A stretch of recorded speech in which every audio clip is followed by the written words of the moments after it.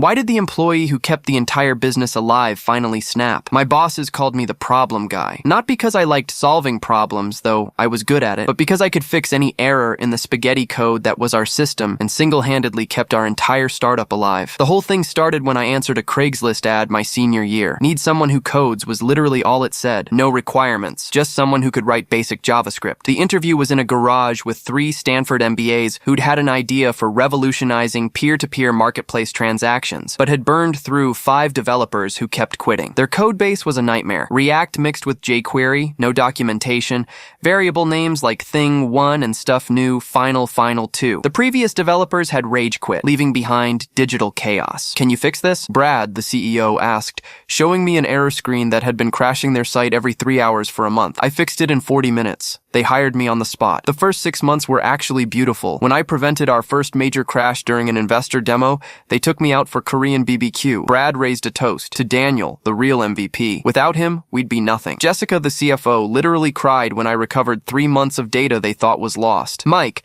the CTO who couldn't actually code, called me a genius in front of everyone. Word spread through the company that I could fix anything. Sales would text me directly when clients complained. Marketing would beg me to just quickly look at the analytics integration. Customer service had my personal cell for emergencies. I became the secret weapon they'd whisper about to investors. We have this guy who can solve literally any technical problem. By year 2, I was doing the work of an entire engineering team. My 40-hour weeks became 60, then 80, then 90. I'd deploy patches at 3 a.m. while Brad posted Instagram stories from Burning Man. I debugged critical features during Thanksgiving while they flew to Turkey for a leadership retreat. I lived on energy drinks and gas station sushi, fixing problems for my phone at family gatherings. They kept me going with promises. Once we closed Series A, you're getting equity, man. You're employee number 4. You'll be rich. That became after Series B for sure. Then right before the C round, I promise. I believed them because I was 24 and stupid and thought hard work meant something. The equity promises became a running joke I wasn't in on. They'd introduce me to investors as Daniel,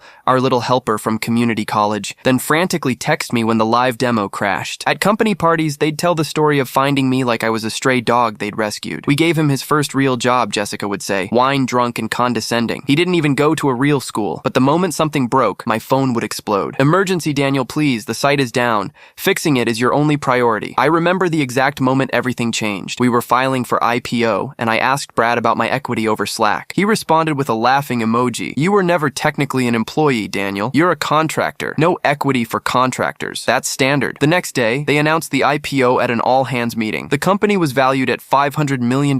My theoretical 1%, what they'd been promising for 3 years, would have been worth $5 million. Instead, they gave me a $500 bonus and threw a pizza party. Brad made a speech about how everyone contributed to our success while looking directly through me. That night, I opened my laptop and looked at the code I'd maintained for 3 years. Every function, every module, every critical system had my fingerprints on it, including the little time bombs I'd planted over the years. Not malicious, just insurance. Dead man switches I'd built during those 3 a.m. Debugging sessions commented with innocuous notes that looked like regular error handling. The NYSE opening bell ceremony was perfect. CNBC was there. TechCrunch had a live blog. Brad's parents flew in from Connecticut. He rang the bell at 9:30 a.m. Confetti fell. Champagne popped. The stock opened at $47. At 9:31, every function in our codebase simultaneously returned the same error. Equity not found. The site didn't just crash. It displayed that message on every page, every app screen, every API response. The stock price started dropping immediately. Investors panicked. The technical team, the new one they'd hired with real degrees, couldn't figure it out. They called me 17 times. I didn't answer. By market close, we'd lost $50 million in valuation. Brad was screaming on Bloomberg about cyber terrorism and sabotage. The board launched an investigation. That's when I sent the screenshots to every major tech journalist. 3 years of Slack messages. Just keep the code monkey thinking he'll get equity until IPO. Daniel actually thinks he's getting shares. He fixes everything for basically nothing. It's incredible. Thank God he's too stupid to know his worth. But my favorite was from Brad to Mike. I told him next quarter again. Bought us 3 more months of free labor. He's from community college. What's he going to do? Sue us? I closed my laptop and waited. They knew where I lived. This was about to be fun. 3 sharp knocks hit my door at 2 p.m. and my whole body went cold. Through the peephole, I saw a guy in a bad suit holding a thick envelope, and I knew exactly what this was. I opened the door and he asked if I was Daniel, then handed me the papers without any drama. The stack was heavy in my hands, maybe 50 pages thick. I signed his little electronic pad and he left without saying anything else. Back inside, my hands shook as I flipped through the lawsuit. Breach of contract, computer fraud, trade secret theft, and they wanted $50 million in damages. $50 million from a guy living in a one-bedroom apartment eating ramen most nights. The legal words blurred together, but I caught phrases like malicious intent and coordinated attack and irreparable harm to shareholders. My laptop was still open from earlier, so I started searching for lawyers who knew about tech cases and CFAA charges. Most firms wanted $5,000 just for a consultation. I left voicemails at 3 places explaining my situation, trying to sound calm while my voice cracked. Within an hour, Conrad Donovan's office called me back. His assistant said he'd read about the IPO crash and could see me tomorrow morning at 9. I spent the whole night organizing everything, printing emails, making copies of code commits, creating timelines of every broken promise. My printer ran out of ink twice, and I had to run to the 24-hour CVS at midnight. The next morning, I showed up at Conrad's office with 2 banker's boxes full of documents. He was younger than I expected, maybe early 40s, wearing jeans and a button-down instead of a suit. I laid everything out on his conference table, the 3 years of false promises, the screenshots, the code I'd written with my little insurance policies buried inside. He took notes on a yellow legal pad, asking me to explain technical stuff in simple terms. When I showed him the Slack messages about keeping the Code Monkey working for free, his eyebrows went up, but he didn't say anything. After 2 hours of going through everything, Conrad leaned back and told me the real problem. The civil lawsuit was bad, but survivable. The criminal charges under the Computer Fraud and Abuse Act could put me in actual prison. The FBI might get involved if Brad pushed hard enough with his cyber terrorism claims. I could face 5 to 10 years if they proved I intentionally caused damage over $5,000, which losing $50 million in market value definitely qualified for. My phone buzzed while Conrad was explaining prison sentences, and I saw Angelica Crow's name on the screen. The TechCrunch reporter wanted to verify the Slack screenshots were real. She needed me to explain the metadata and prove I hadn't faked anything. Conrad nodded that I should take the call. Angelica was all business, asking about timestamps and email headers and how I'd preserve the chain of custody for the evidence. We set up a video call for that afternoon. The call with Angelica lasted 3 hours, and she grilled me on every single detail. She screen shared while I walked her through the Slack export files, showing her the message IDs and server timestamps that proved they were real. She asked about specific conversations, made me explain technical details about our codebase, wanted to know exact dates and times for everything. Her skepticism actually made me feel better because it meant she was taking this seriously, not just running with a juicy story. She asked about the insurance policies in the code, and I explained how they were just error handlers that would trigger under specific conditions, nothing actually malicious. After the call, Conrad's warnings about evidence preservation hit me hard. If the FBI got involved, they'd want every device I owned, every backup, every scrap of digital evidence. I spent the entire night creating encrypted copies of everything, backing up to external drives, uploading to secure cloud storage, documenting every single step I took. I changed all my passwords, enabled 2-factor on everything, even created a new email account just for legal stuff. My paranoia went into overdrive, and I started checking my apartment for bugs, taping over my laptop camera, using a VPN for everything. The next morning, the company released their public statement, and my phone exploded with notifications. They called me a rogue contractor who held our systems hostage for personal gain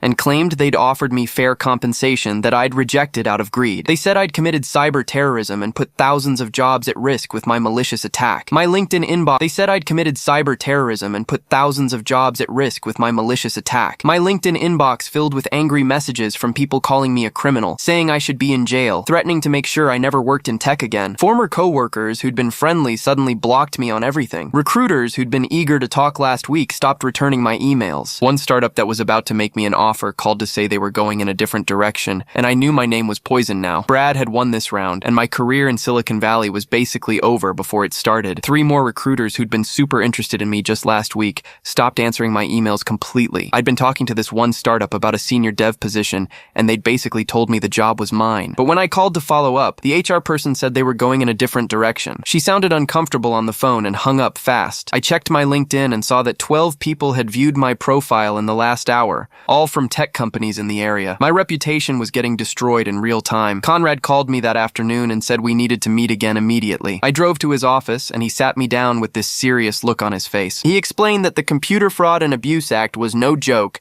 and the FBI had put people in federal prison for way less than what I'd done. He made it super clear that I couldn't touch their systems anymore, couldn't run any diagnostic tools, Couldn't even ping their servers to check if they were up. Any digital contact at all could be seen as more hacking and would make everything worse. He actually made me write down a list of every way I might accidentally access their stuff and then told me to avoid all of it. 2 days later, a FedEx truck pulled up and the driver handed me an envelope that required a signature. Inside was a demand letter from M. Young at Whitman & Associates, the big law firm the company used. The letter was 8 pages long and threatened civil litigation for damages exceeding $50 million, criminal referral to the FBI for violations of the CFAA, and claimed they had evidence I'd been planning this attack for months. They gave me 5 business days to respond, or they'd file everything with the court. My hands were shaking as I scanned the pages and sent them to Conrad. He called me back within 10 minutes and told me not to panic, that this was standard intimidation stuff, but we needed to start building our defense immediately. I spent the next 3 days going through every email, every text, every Slack message from the last 3 years. I found my old notebooks where I tracked my hours, because I'm the kind of person who writes everything down. The log showed 80 to 90-hour weeks consistently, sometimes more during product launches. I had receipts for energy drinks bought at 3 a.m. while fixing their servers, screenshots of me working on Christmas Day, proof of me missing family events to handle their emergencies. Conrad looked at all of it and started calculating what they actually owed me in unpaid overtime. The number was huge, way more than I'd expected. He said this could be useful for a counterclaim and started drafting something about wage theft. 4 days after the demand letter arrived, my phone started blowing up with notifications. Angelica's article had gone live on TechCrunch with the headline, IPO, Disaster Exposes Years of Startup Labor Exploitation. She'd included some of the screenshots I'd sent her, but had redacted names and specific details to protect me from defamation claims. The article laid out the whole story of how they'd strung me along with equity promises while treating me like garbage. She'd even found other sources who confirmed the company's pattern of behavior. Within an hour, the article had thousands of shares and hundreds of comments from people sharing their own similar experiences. My inbox exploded with messages from former startup employees telling me their stories. One guy who'd worked there before me sent a detailed email about how Brad had promised him equity too, then fired him right before vesting would have started. He offered to provide a written statement for my case. Another person sent screenshots of Brad making the same promises to other contractors over the years. Someone else forwarded me an email where Jessica had bragged about keeping labor costs down by using contractors who thought they'd get equity. The evidence was piling up that this wasn't just about me, it was their whole business model. That same afternoon, Conrad got an email from the company's lawyers with a preservation notice. They demanded I maintain all devices, all data, all backups for discovery. I couldn't delete anything, couldn't wipe any drives, couldn't even clear my browser history. Conrad told me to comply immediately and document everything I preserved. I went to Best Buy that day and bought a new laptop for daily use so my old one would stay exactly as it was. I put the old laptop in a box with all my external drives and labeled everything with dates. I even took photos of each device and its serial number. The company didn't waste any time firing back at the article. They filed a defamation claim against me and Angelica, saying we'd published false and malicious content intended to harm their business. Conrad wasn't worried, though. He started preparing something called an anti-slap motion, which he explained was designed to protect people from lawsuits meant to silence them. He said that since everything in the article was true and backed by evidence, they didn't have a real case. The defamation claim was just meant to scare us and drain our resources with legal fees. My mom called me crying the next morning because she'd read about the potential criminal charges online. She kept asking if I was going to jail, and I couldn't give her a straight answer because I honestly didn't know. My dad got on the phone and told me I should just apologize, give them what they want, make this whole thing go away. He didn't understand that it was way past that point. I felt terrible for dragging my family into this mess. They didn't deserve the stress and worry. Later that day, Angelica texted me with huge news. One of the company's major investors was reconsidering their position after reading the article and seeing the public reaction. The investor was worried about the reputational damage and potential legal liability. She'd heard from insider sources that the board had called an emergency meeting, and Brad was under serious pressure to explain how this had happened. The stock price had dropped another 10% since the article went live. Things were moving fast, and I had no idea where they would end up. My LinkedIn notification pinged while I was eating cereal the next morning, and there was a message from someone named Lucas Mills who ran engineering at a different startup. He'd read Angelica's article and wanted to grab coffee to talk about a possible contract gig, but he was super clear that he needed to understand my whole situation first before anything could happen. I screenshot the message and sent it to Conrad, who told me it was fine to meet as long as I didn't sign anything or make commitments without running it by him first. Conrad and I spent that afternoon going through all my old emails and Slack messages to build a case for the SEC about how Brad and the team team had lied to investors about their tech capabilities. We found presentations where they claimed to have a 12-person engineering team, when really it was just me and 2 junior developers who barely lasted 6 months each. The documentation showed they'd raised $40 million based on tech infrastructure that was basically held together by my late-night patches and energy drink-fueled debugging sessions. Conrad helped me file the whistleblower complaint online and explained that if the SEC found violations, I could get a percentage of any fines they collected, which might actually be serious money. 2 days later, Conrad forwarded me a letter from M. Young at their law firm, suggesting we should discuss what she called a mutually beneficial resolution. She wrote that they'd be willing to provide immunity from prosecution if I helped fix the system, but Conrad immediately called it a trap designed to get me to admit I'd done something illegal by accessing their systems. He told me not to respond and let him handle all communication with their lawyers from now on, which was fine by me since reading legal threats was making my anxiety worse. While Conrad was dealing with that, I started digging through my old paperwork and found my original contractor agreement buried in my Gmail from 3 years ago. The thing was full of arbitration clauses and broad IP assignment language that basically said anything I created while working for them belonged to the company forever. I forwarded it to Conrad expecting bad news, but he actually laughed and said this was great because arbitration meant they couldn't drag me through public court and destroy my reputation with a big trial. The coffee meeting with Lucas happened at a Starbucks downtown, and he showed up wearing jeans and a hoodie, which immediately made me feel better than if he'd been in a suit. He asked me technical questions about my actual work, like what frameworks I knew and how I'd handle certain scaling problems, and he actually understood the answers, unlike Mike, who just nodded and pretended. Lucas explained his team was building something in fintech and needed someone who could audit their security setup, and he was super clear that everything would need proper documentation and clear boundaries with set hours and immediate certain scaling problems, and he actually understood the answers, unlike Mike, who just nodded and pretended. Lucas explained his team was building something in fintech and needed someone who could audit their security setup, and he was super clear that everything would need proper documentation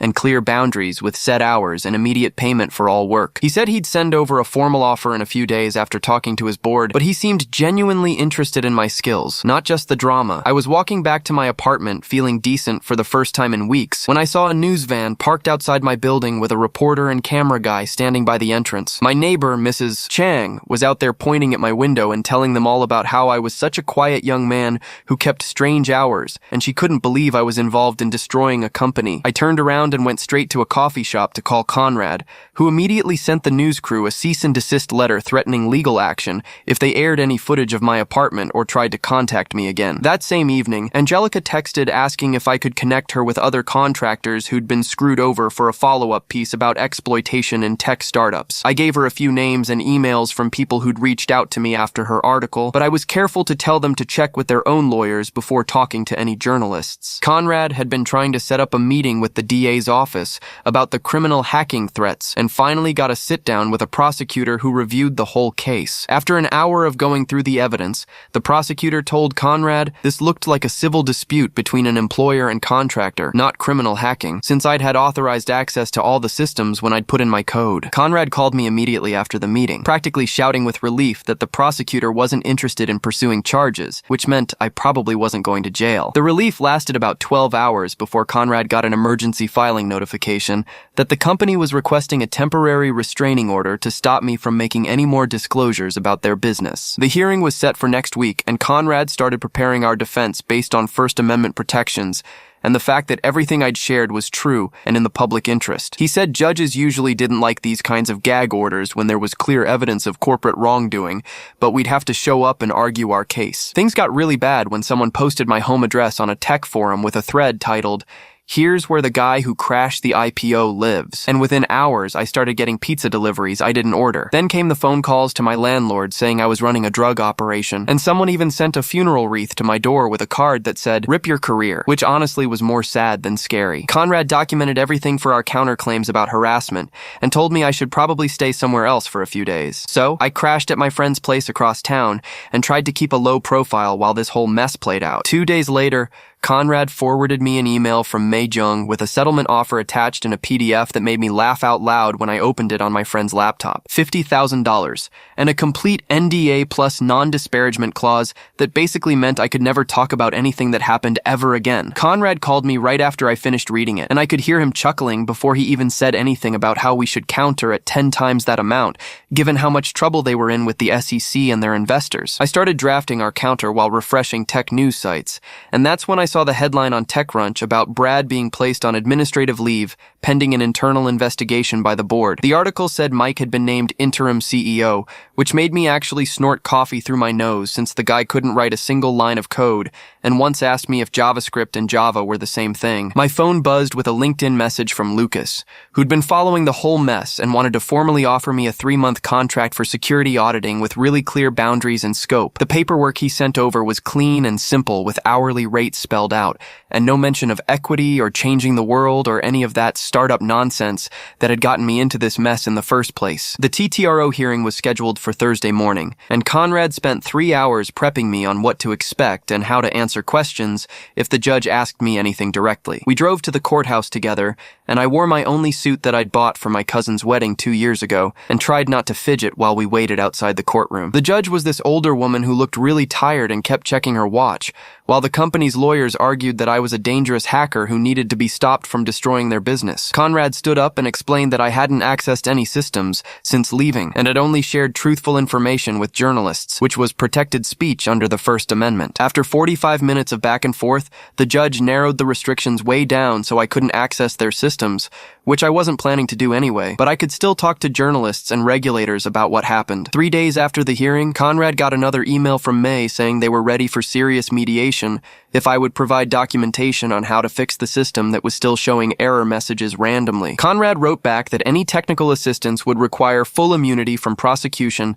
and significant compensation for my time and expertise. They went back and forth for a week with emails and phone calls until finally scheduling mediation at some neutral law firm downtown for the following Tuesday. I spent the weekend organizing all my documentation, including 3 years of time-stamped logs showing every time I'd warned them about system problems and gotten ignored or told I was being dramatic. Tuesday morning, I put on my suit again and met Conrad in the lobby of this fancy building, where the law firm had offices on the 20th floor with views of the whole bay. We took the elevator up and walked into a conference room where May was already sitting with some older guy in an expensive suit who turned out to be from the board, plus their whole technical team who looked really uncomfortable. I opened my laptop and connected it to the projector, then started showing slide after slide of emails and Slack messages where I'd warned them about exactly the problems that were happening now. The board guy's face went completely white when he saw the message from Brad, dismissing my concerns about system fragility as just me being dramatic again and trying to seem important. May cleared her throat and acknowledged that there had been damage to both sides' reputations, then floated a settlement number in the mid-6 figures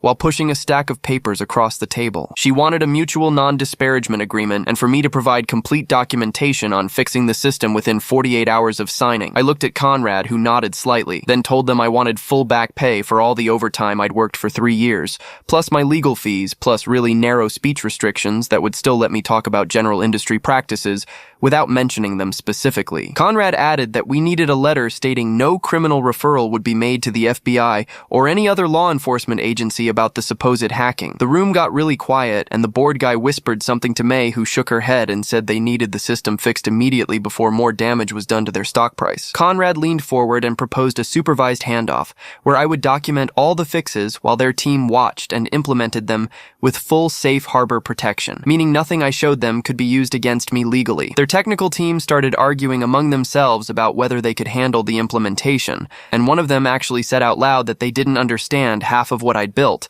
which made the board guy's face turn red. May jumped in quickly, saying they needed to focus on solutions, not blame, and pushed another stack of papers across the table with numbers circled in red ink. We went back and forth for another hour with Conrad writing notes on his yellow pad, while I showed them more emails where I'd begged for proper documentation time and gotten told to just keep the site running. everything. The board guy kept rubbing his temples and finally asked everyone except me, Conrad, and May to leave the room so we could talk real numbers. May started at 200,000, which Conrad actually laughed at before countering with 800,000 plus full immunity from any criminal charges. They went back and forth while I sat there watching the clock on the wall tick past noon, then 1 cars, then 2. My stomach was growling, but nobody wanted to break for lunch because the board guy had another meeting at 4:00. Conrad kept pushing on the criminal immunity part, while Makey kept trying to tie everything to me, fixing their broken system immediately. We finally agreed on $400,000 with really specific rules about what I could and couldn't say publicly, plus a letter saying they wouldn't push for criminal charges if I gave them 10 hours of supervised help fixing the code. Rules about what I could and couldn't say publicly,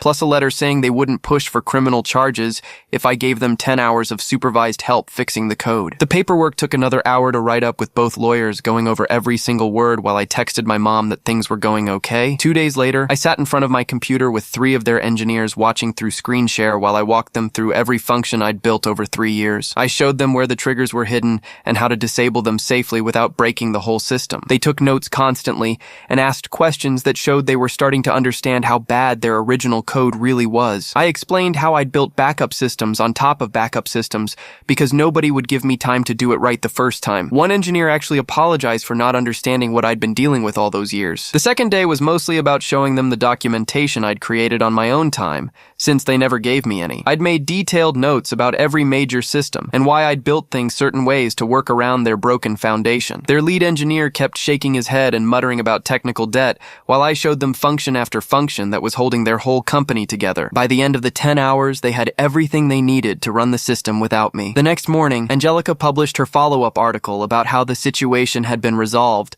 without going into specific numbers or details. She focused on the bigger picture of how startups treat contractors and were included quotes from other developers who'd been through similar situations. My phone finally stopped buzzing with angry messages and interview requests. People moved on to the next tech scandal within a week. I used part of the settlement money to get a new apartment in a building with actual security and a doorman who wouldn't let random people up. The place had good locks and windows that faced a courtyard instead of the street. I bought a real desk and a decent chair, plus a couch that wasn't from a thrift store. It felt weird having nice things after 3 years of living cheap, while they promised me equity that never came. Lucas and his team turned out to be exactly what I needed after all the chaos. Every task had a clear description and timeline. Every hour got logged properly, and invoices got paid on the 15th and last day of each month like clockwork. No emergency calls at 3:00 in the morning, no promises of future riches, just normal contract work with normal boundaries and normal expectations. His team actually listened when I suggested improvements and gave me credit in team meetings. About a month into working with them,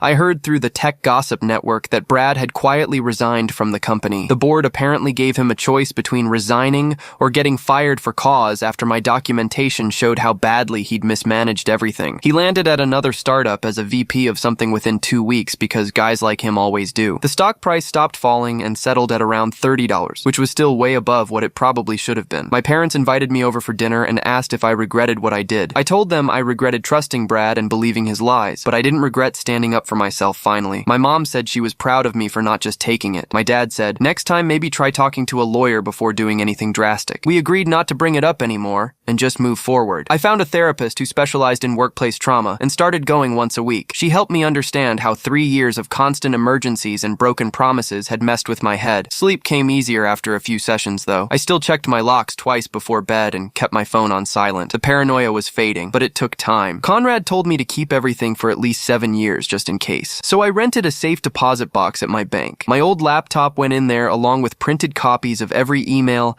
every Slack message, and every piece of documentation from the whole mess. The drives got wrapped in anti-static bags and sealed in plastic. Better safe than sorry. 3 months into the contract with Lucas, he asked if I wanted to extend for another 6 months with a small raise. The work wasn't exciting like the old days of solving impossible problems at 2 in the morning. It was boring database stuff and API integration and code reviews, but boring felt pretty good after everything that happened. I said yes immediately. The extension came with a 10% bump, which put me at a decent hourly rate for the first time in years. My phone buzzed one morning with a text text from Angelica saying she'd won some big journalism award for her series on tech labor stuff, and thanking me for trusting her with the story. I typed back a quick congrats and felt weird knowing something good came from all that mess. The next week, I walked into my usual coffee place and saw Mike sitting at a corner table staring at his laptop. We both froze when our eyes met, and he grabbed his stuff and left without ordering anything. I watched him hurry out and realized I didn't feel mad anymore, just tired of the whole thing. My GitHub started showing regular commits again from the contract work,